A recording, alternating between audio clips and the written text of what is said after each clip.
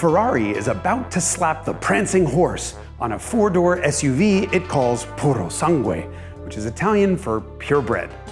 It's kind of funny. I don't know about you, but if I picture a four-door purebred Ferrari, it sure as hell is not an SUV. In fact, if I were to imagine such a thing, it'd probably look a little bit like this.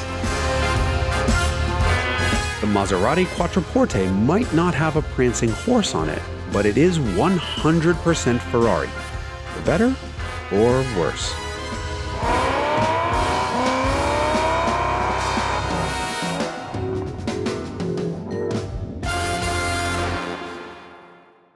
First things first, before you get all internet-y on me, this is the first Ferrari sedan, but it's not the first sedan with a Ferrari engine in it. That was the Lancia Thema 832, 8 standing for the V8 and 32 for the number of valves. Indeed, it had a cross-plane crank version of the 308 Quattroporte V8 in a four-door that shared its chassis with a Fiat Croma and Alfa Romeo 164 and Saab 9000. Which means it was front-wheel drive. Cool car. Totally want to do an episode on one, not a Ferrari four-door. Speaking of four doors, don't forget one thing. Quattroporte sounds seductive, but in Italian, it literally just means four-door. And it got away with that name because it was the only one. It was that four-door. The first sedan recipient of a quad-cam racing V8, and the only one that could keep up with the two-door sports cars. The original 1960s Quattroporte did almost 150 miles an hour, making it the fastest sedan in the world. The Quattroporte V, called that because this is the fifth generation Quattroporte, sort of, was developed during the very short period of time where Maserati was a subsidiary of Ferrari. And that means the man responsible for this car is none other than Luca Di Montezemolo, the same guy responsible for all of the great things we love about modern Ferraris. This M139 used Ferrari's F136 V8. This is Ferrari's last naturally aspirated V8, the same engine you'd find in an F430 and later the 458. With a cross-plane crankshaft, which means it says, instead of the Ferraris, the engine was mounted completely behind the front axle, attached to a torque tube which sent power to a transaxle at the back, putting 53% of the car's mass on the rear wheels. You'll see this same weight distribution in many of Ferrari's front-engine V12 cars. And it's because Ferrari's internal modeling has determined that 47-53 is the ideal weight distribution for handling, not 50-50. In either case, this layout puts all of the heaviest masses inside the wheelbase, the engine, transmission, and the occupants. And that's everyone's goal for handling. And it's also why cars like Audis, where the engine is completely in front of the front wheels, don't like to turn. The transaxle was a 6-speed automated manual that Ferrari called F1, since it was supposed to remind its buyers of Formula One. That same transmission in other Maseratis was called Cambio Corsa, or roughly race gearbox. In the QP, it was called DuoSelect, which is apparently Italian for dumb. Remember when I said this was a Ferrari sedan for better or worse? Well, this is where the or worse starts.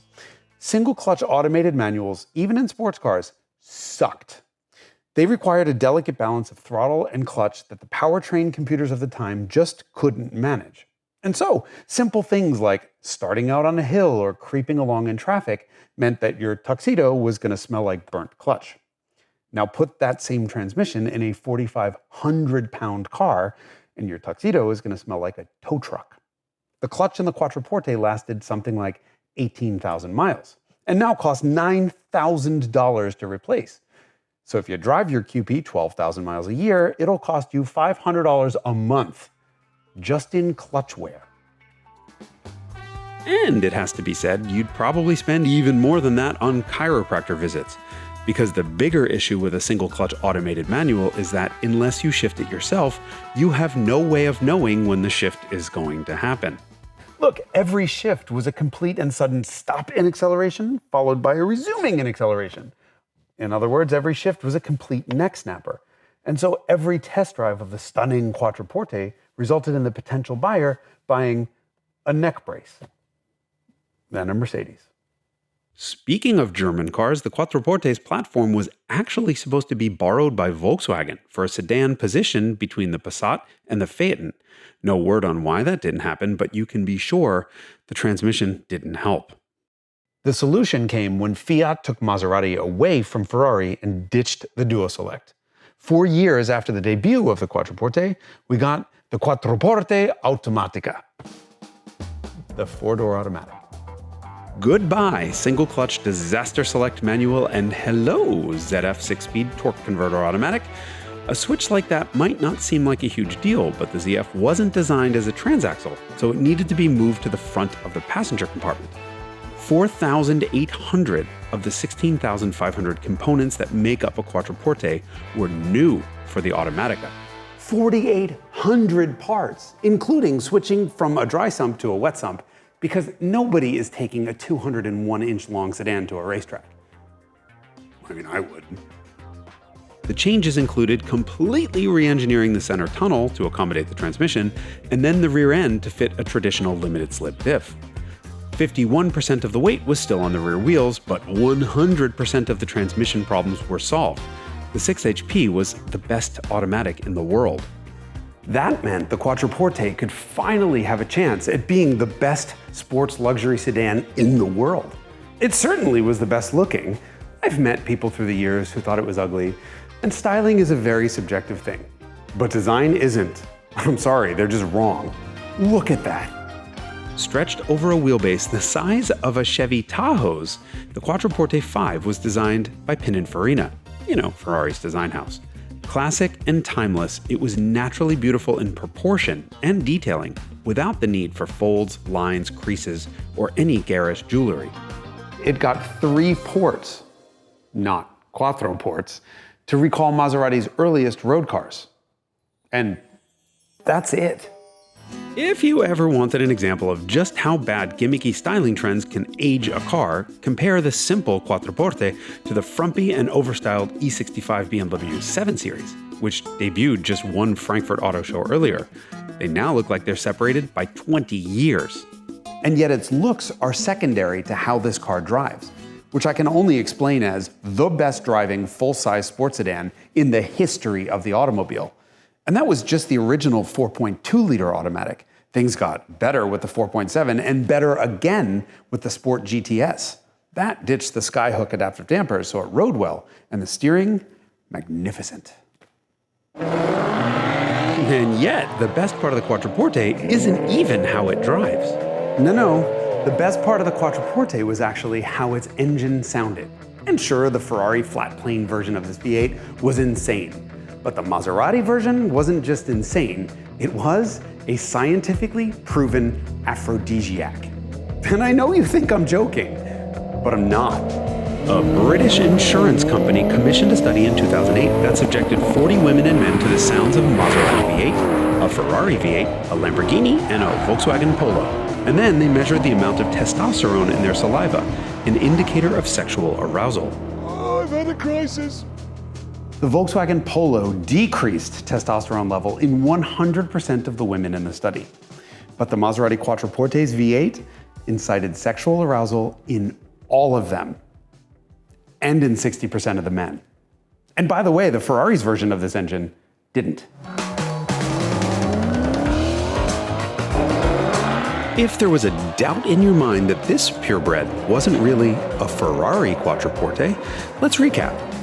Here you have a Pininfarina-designed, ageless, timeless, achingly beautiful sedan engineered by Ferrari's subsidiary under the watch of Enzo The Second, with rear-biased weight distribution and a limited slip at the back, an interior that smells like the inside of a supermodel's handbag, steering that whispers sweet nothings to your fingers, and an engine with enough thrust to get this thing to almost 180 miles an hour, while spraying everyone around it with sounds so seductive that they drop into spontaneous orgies on the side of the road, humping everything in sight.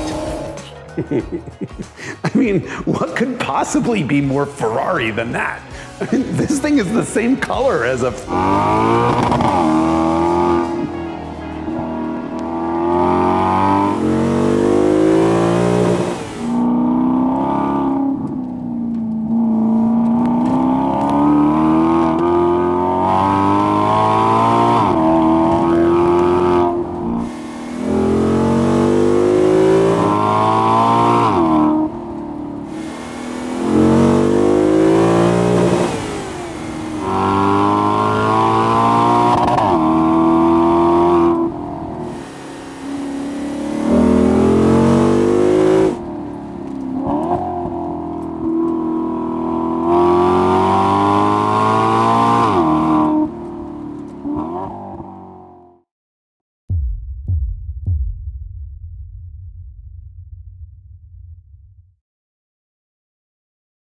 Okay, so you're just gonna keep the Ferrari framed out the entire time, right? Yep. Okay. Action. I'm not some rich YouTuber asking you to like and subscribe. Hey, up, keep the Ferrari out. I'm an automotive journalist asking you to like and subscribe. And that's because that's how YouTube works. If you don't click those buttons, YouTube doesn't know you liked what you've just seen and isn't gonna show you any more of it. And if you don't like what you've just seen, well, join the club. And by that, I mean the Hagerty Drivers Club, which gets you access to this award-winning magazine, as well as discounts on amazing stuff. And if you still don't like what you've seen, well, then just leave a nasty comment because that's how the internet works. I need to go clean that up.